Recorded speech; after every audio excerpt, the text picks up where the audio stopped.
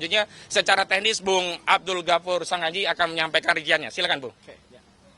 Ya, terima kasih Bang Ahmad Kozinudin. Assalamualaikum warahmatullahi wabarakatuh. Salam hatuhaha. Pada kesempatan yang baik ini, pertama-tama saya mengucapkan selamat tahun baru kepada semua rekan-rekan media dan seluruh masyarakat Indonesia. Bahwa pada tahun baru ini, sebagaimana tadi sudah disampaikan oleh Bang Ahmad Kozinudin, kita sudah punya produk hukum pidana nasional yang berlaku secara bersamaan, yaitu Undang-Undang Nomor 1 Tahun 2023 tentang KUHP dan Undang-Undang Nomor 20 Tahun 2025 tentang KUHP berlaku secara bersamaan sejak tanggal 2 Januari 2026. Dan kita bersyukur kedua produk hukum itu telah mewakili nilai-nilai Pancasila, kemudian Undang-Undang 45 dan kearifan lokal, karena di dalam hukum pidana material kita sudah diadopsi namanya peradilan adat atau nilai-nilai hukum adat di dalam hukum pidana material kita. Nah, tahun baru tentu selalu ada hal baru, tentu selalu ada semangat baru, tentu selalu ada spirit baru, dan tentu selalu ada optimisme baru, tetapi juga tentu selalu ada peristiwa-peristiwa hukum baru. Nah, terkait dengan peristiwa hukum baru ini, terhadap polemik ijazah Pak Joko Widodo yang dari awal diduga adalah ijazah palsu berdasarkan hasil penelitian Mas Roy, Bang Rismon, dan Dr. Tifa, laporan Pak Joko Widodo kemudian diumumkan penetapan tersangka pada tanggal 7 November 2025 yang melahirkan 8 tersangka. Hari ini, tanggal 8 Januari 2026, Mas Roy melaporkan 7 terlapor yang mereka tentu adalah pendukung Pak Joko Widodo. Angka 7 dan angka 8 telah menorehkan sejarah baru lagi, yaitu tanggal 7 November 2025 lahir 8 tersangka, pada 8 Januari hari ini lahir 7 terlapor.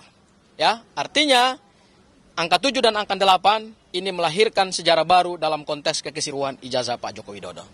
Nah, perlu saya tegaskan bahwa apa yang dilaporkan oleh Mas Roy adalah dalam kapasitas sebagai seorang warga negara Indonesia, bukan dalam kapasitas sebagai tersangka.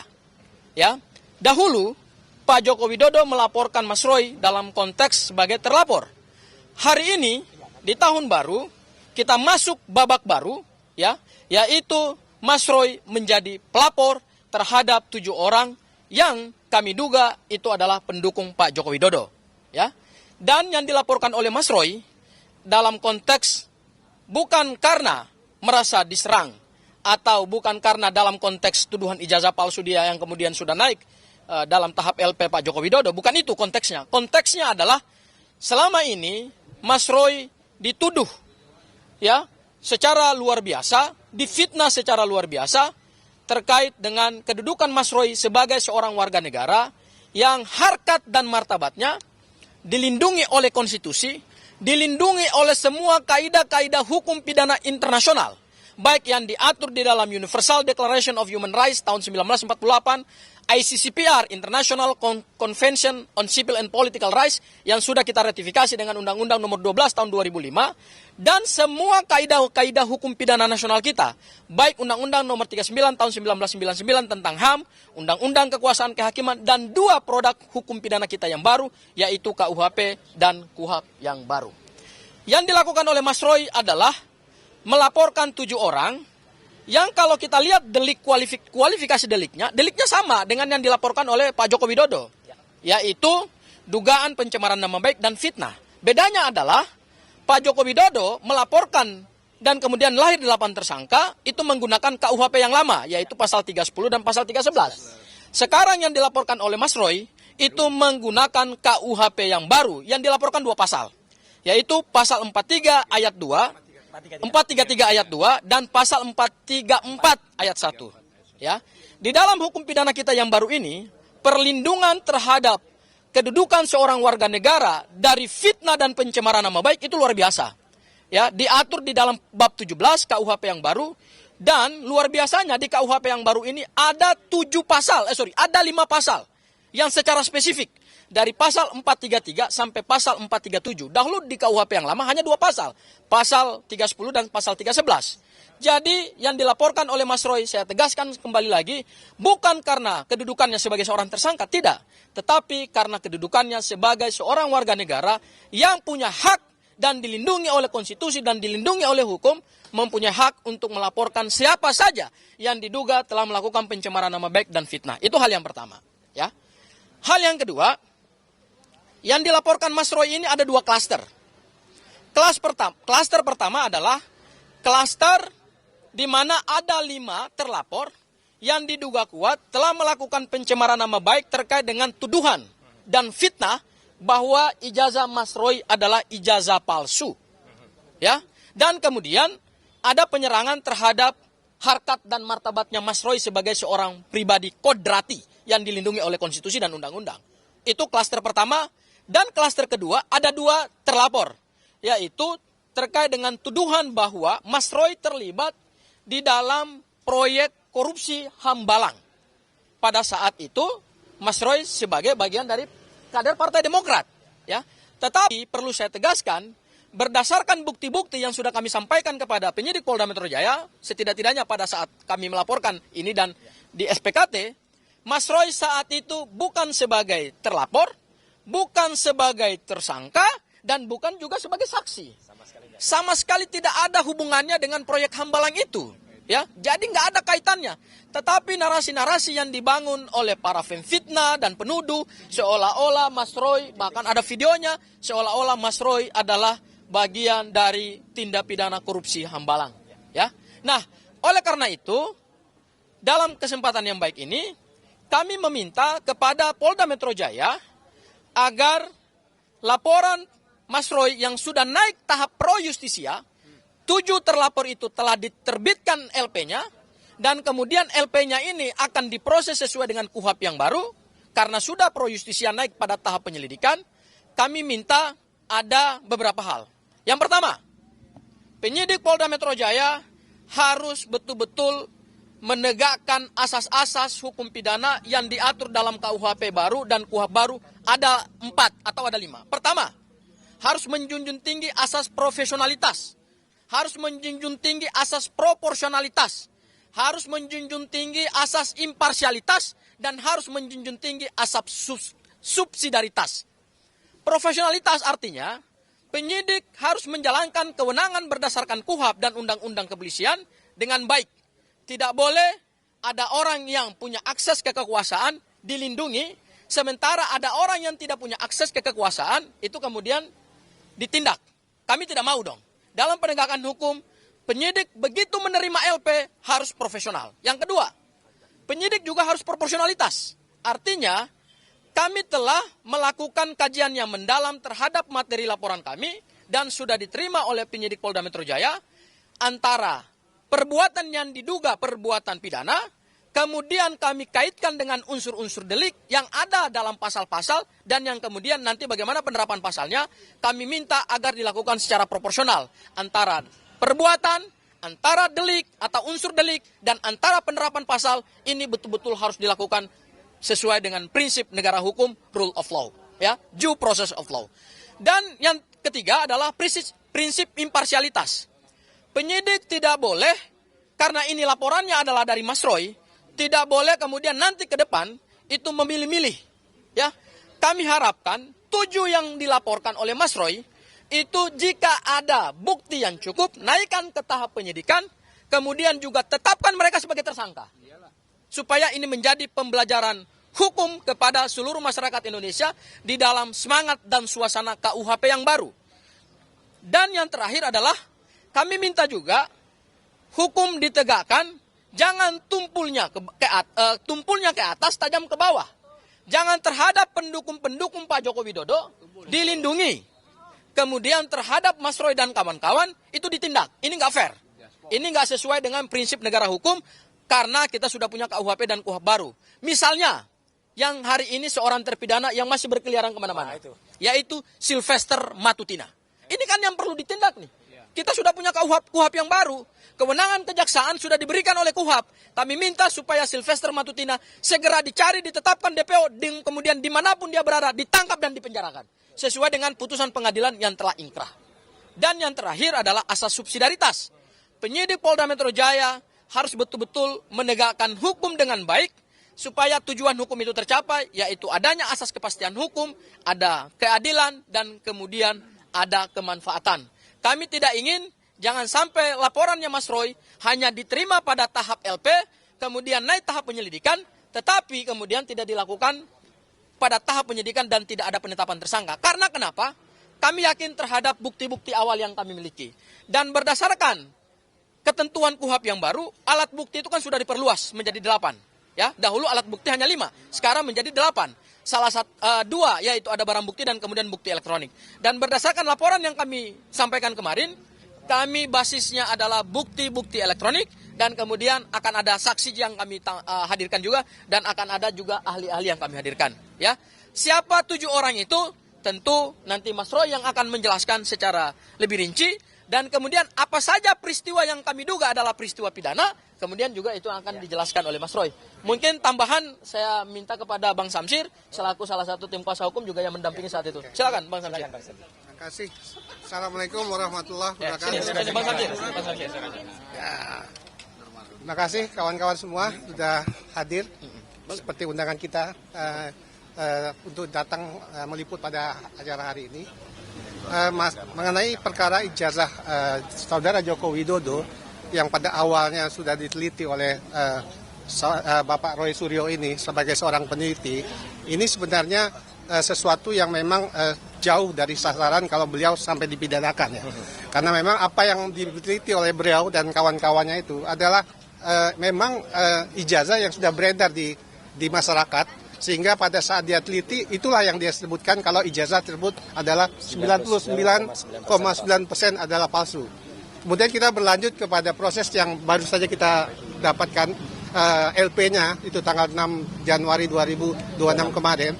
Nah, masalah yang demikian mudahnya mestinya untuk dibuktikan oleh saudara Joko Widodo berlanjut-lanjut sampai menyeret banyak orang yang membuat berita yang mencemarkan nama baik, termasuk juga fitnah yang dilakukan oleh orang-orang yang memang tidak mengerti mungkin ya. Tapi hal ini bukan sengaja ya, kita harus mendudukkan masalah hukum hal seperti ini. Jangan dianggap biasa aja terus melebar kemana-mana sehingga orang-orang yang tidak tahu atau memang tahu tapi ingin menjatuhkan, dia harus mempertanggungjawabkan perbuatannya dan harus mendapat pelajaran juga bagi yang lain.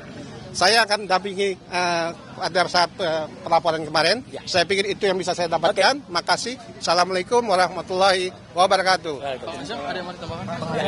Ya, ada tambahan sedikit ya. Yang jadi begini, ini bukan soal kebetulan 7 orang yang dilaporkan kok tepat mantan 7 presiden. Jadi saya kira menarik ini, antara 7 dan 7 ini. Jadi saya kira dilanjut. Ya, baik. Assalamualaikum warahmatullahi wabarakatuh. Ya, pertama-tama saya aturkan terima kasih atas dukungan, support, dan semuanya atas perkenannya saya membuat lapor. Jadi sebelum saya membuat laporan ini, saya tentu saja secara etika meminta izin kepada tim lawyer, ya, artinya yang di bawah koordinasi Pak Abraham Samad, di bawah koordinasi litigasinya di bawah koordinasi Pak Petrus Celestinus, dan di bawah koordinasi non-litigasinya Pak Ahmad Kosinudin. Dan pada saat itu ditunjuk lawyer langsung yang mendampingi saya pada saat pelaporan kemarin, yaitu ada Bang Abdul Ghafur Sangaji, ada Bang Asam Khan, ada Bang Maidi, ada Bang Samsir Siregar, dan juga ada Samsir Jalil, Samsir Siregar. Dan juga saya terima kasih untuk pendukung yang selalu menyertai kita ya, ibu-ibu dari ARM, yang juga dari teman-teman semua, dari YouTuber juga, ada Michael di sini juga yang ada kaitannya juga sih gitu dengan perkara ini. Jadi nanti saya sampaikan. Jadi intinya begini, ya, pada hari Senin kemarin saya datang ke SPKT, Sentra Pelayanan Kepolisian Terpadu, ya, untuk membuat atau membuka laporan polisi, dan sudah keluar STTLB-nya /B /114 /1 /2026 /SPKT Polda Metro Jaya, laporan saya, ya. Saya dengan mohon maaf harus saya tutup beberapa yang sifatnya krusial, bukan apa-apa karena saya menghormati privasi saja. Dan saya telah melaporkan 7 orang. 7 orang itu ada rincinya, tapi yang dalam laporan ini memang disebut dan kawan-kawan. Ya, tapi dan kawan-kawannya pihak penyidik sudah mendapatkan karena kami sudah menyerahkan laporan berupa detail intinya seperti ini, lengkap dengan ada penjelasan di dalamnya tentang orang-orangnya, tentang buktinya, screen capture-nya, link-nya, bahkan juga transkripnya sudah kita berikan semuanya. Petunjuk dan buktinya ada. Jadi kenapa kita melaporkan pasal 433 ayat 2 dan 434 ayat 1 di KUHP yang baru? Karena itu yang terkait langsung dengan peristiwa yang saya alami.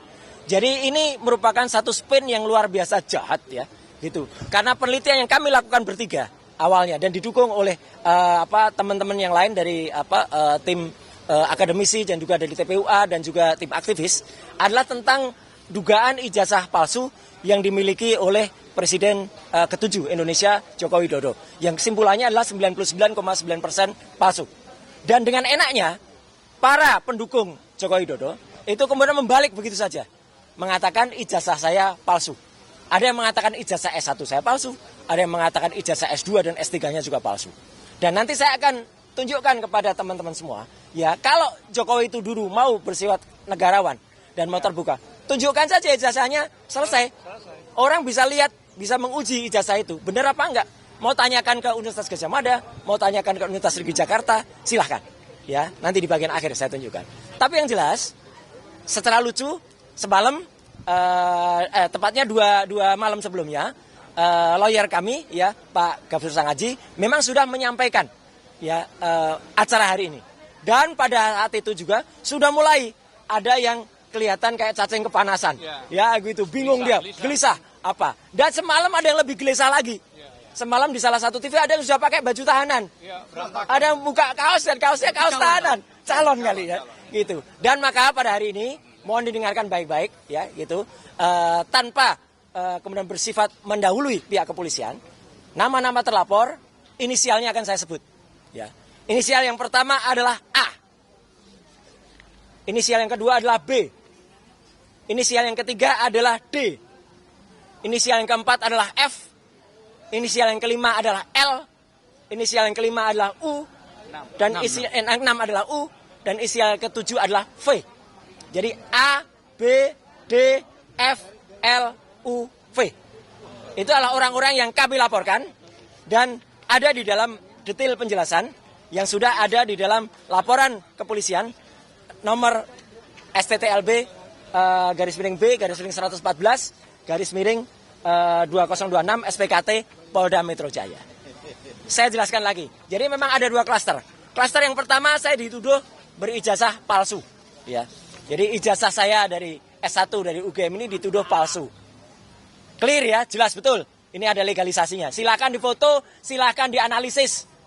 Ya, kalau ada orang ya, silakan diuji ELA, silakan diuji luminance and gradient. Silakan diuji apapun kalau ini apa ijazahnya. Kemudian artinya bentuk kejujuran.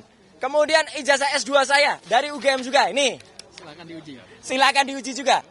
Ini saya magister kesehatan, makanya di belakang saya ada MKes-nya. Kalau tadi gelarnya di depan ada dokter andesnya.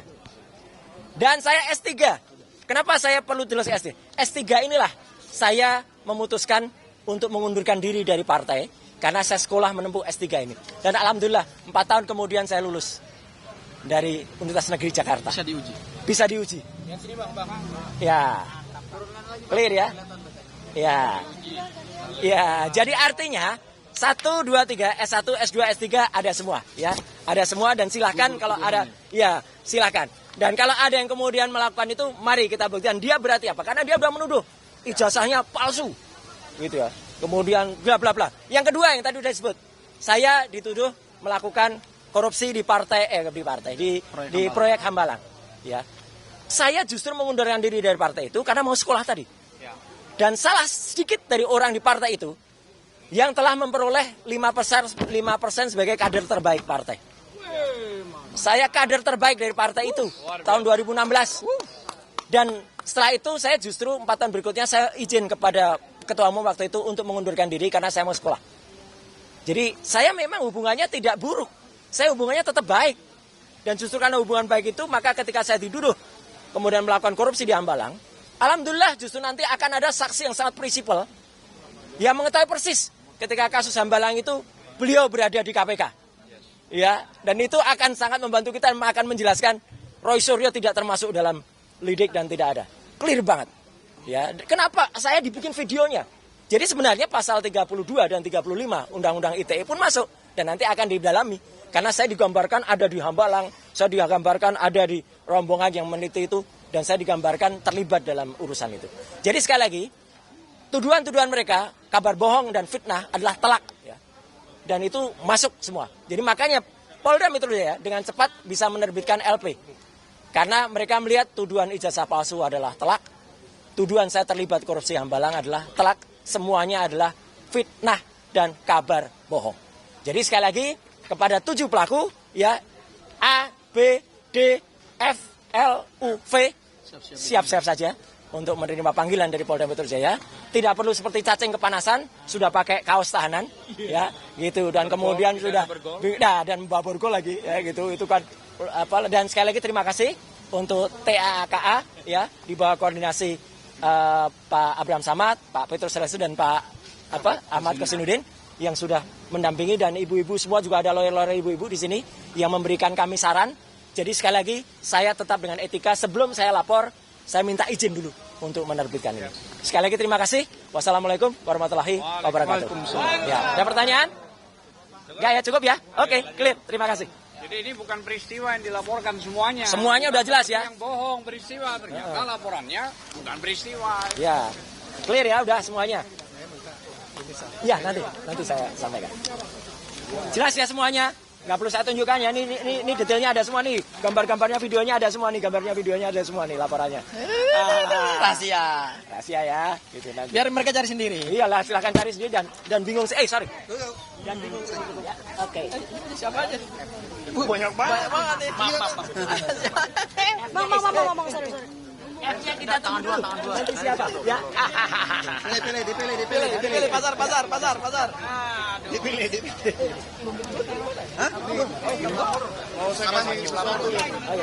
Oh ya, kalau ada tambahan dari Michael, ada nih. Nah ini, ya saya sebenarnya sangat mengapresiasi ya langkah yang dilakukan Pak Roy Suryo hari ini.